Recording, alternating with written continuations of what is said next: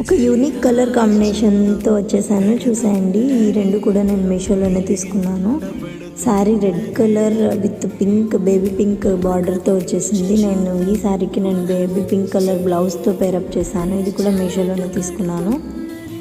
నాకు 407 రూపీస్ పడింది. ఇప్పుడు మహా ఇండియన్ సేవింగ్స్ సేల్ నడుస్తుంది కాబట్టి మీషోలో ఇది జస్ట్ 361 రూపీస్కే వచ్చేస్తుంది బ్లౌజ్.